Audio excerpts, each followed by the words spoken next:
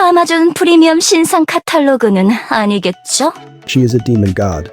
She is a support character. And more importantly, she has a huge plot in the story. But the question is, should we summon her or not? Today we will have a full review of contractee Crosselle. We will talk about her profile, abilities, exclusive weapon, suggested builds, and I will give you my thoughts on every topic. Let's go first to her profile. Spoiler warning. The next scene contains story spoilers. You may pause this video and skip to the ability part. You have been warned. Crosselle is a demon god in the origin story from the game called Dungeon Link. If you wonder why she has a female appearance here in Guardian Tales, it is because demon god Crosselle is inside a girl named Monica. Watch this clip in World 15.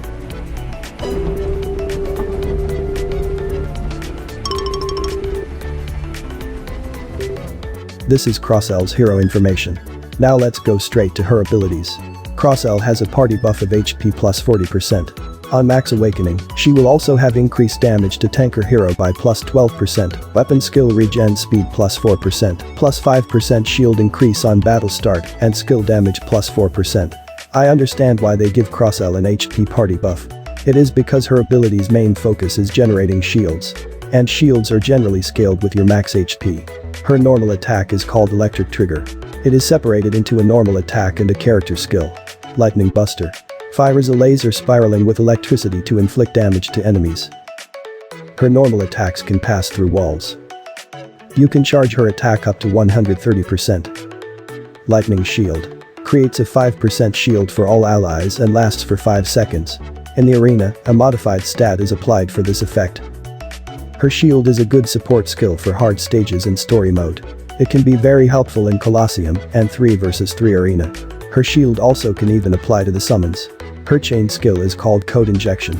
It is down to airborne. Hacks into the target's equipment to inflict 300% of DPS damage. Her chain skill is locked on the target and she can proc status even in the last seconds of the down status. Her special ability is called Web Shell. Decrease damage taken during battle by 20%. On Lightning Buster's hit, leave a Crosselle mark on the target to create a 20% shield that lasts for 5 seconds. This ability is good in PvP. It is also helpful in the hard stages of story adventure. Now let's see her exclusive weapon. Her exclusive weapon is called Permission Denied. And it's an epic gauntlet. It has slightly higher stats compared to Claude's weapon. Her exclusive weapon ability complements her shield abilities. When the shield is created, increase her attack by 25% for 5 seconds. On hit, inflict 70% of additional DPS damage. Activates every 3 seconds. Crosselle can create many shields, so this weapon ability is a very good fit for her. Her weapon skill is called Thunder Rain. It is level 5. It has an attack of 235% DPS and a regen time of only 6.7 seconds. Rains down thunder charged with power of darkness around the target to inflict damage. Puts enemies in a down state. Her weapon skill has a very low cooldown time, however, it is not good in applying negative status to the enemy. You need to hit the enemy with her skill 3 or more times to trigger the down status. Collecting this weapon will grant you a permanent stats of HP plus 1%. Now let's go to our recommendation checklist. In this checklist, we will have 3 indicators. Green check for good, orange check for average, and red X for bad. Let's start with story mode. I think Crosselle can be a good support in story mode. First, she can generate a shield for all party members. This skill is a very good skill in surviving in hard stages. Second, she is a support character, you can put her in any team composition. Third, her normal attack can pass through walls, she can hit enemies hiding behind the walls. So it's definitely a green check for story mode. Second is guild raid. I think she is not a good guild raid character because of her party buff. Her skill is also only focusing to give shields to the party. It is a red X for guild raid. Third is expedition. Same as guild raid, I think she is not good in the expedition. In expedition, you need to focus more on DPS, but Crosselle abilities focus more on shields. It is a red X for expedition. Fourth is Colosseum. I think she is a good support and a sub DPS in Colosseum. First, she has additional damage against tank enemies from her max awakening stats. You can give her Ogma plastic model for a total of plus 36% attack damage against tank enemies. Second, she can give shields to all allies including summons. She is a good combination with Noxia. Third, she is not squishy support because of her special ability. She cannot be easily killed by support killer characters. It's a green check for Colosseum. Last is Arena. I think she can be a good arena character if you like her playing style. In my opinion, she is fun to play character in the normal arena. Her weapon skill has a very low cooldown, and she can create a lot of shields. In 3 vs 3 arena is where I think she excels most.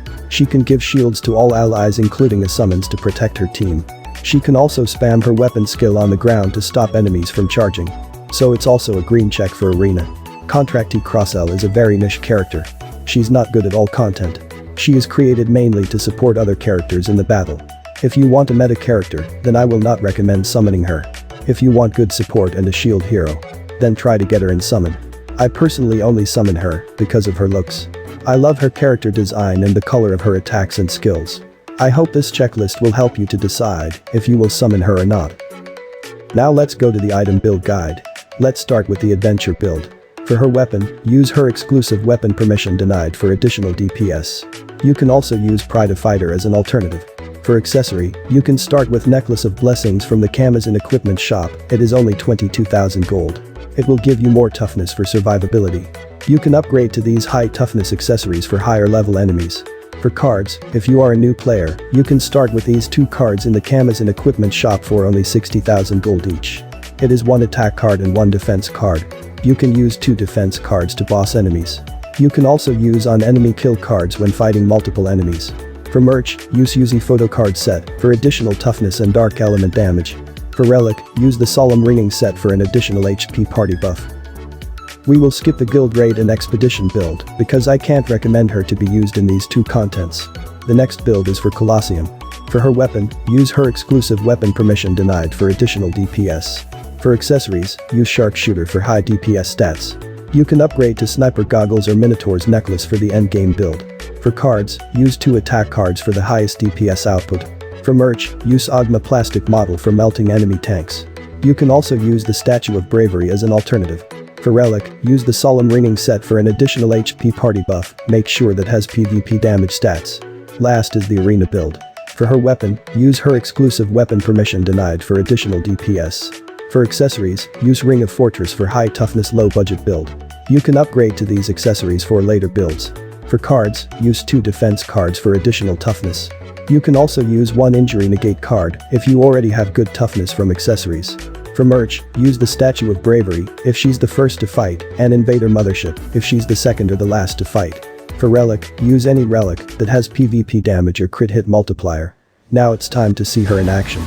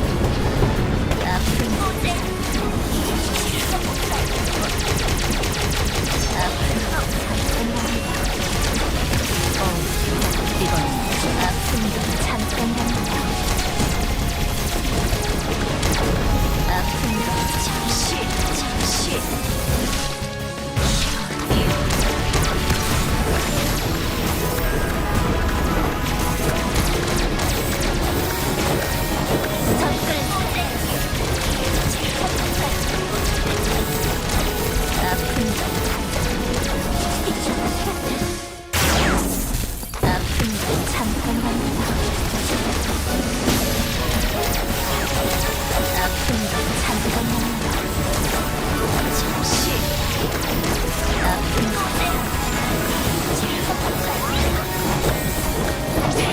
접근을 사용할게요. 아픈 건 접근을 사용할게요. 접근을 사용할게요. 아픈 건 잠시 쉬고 올게요.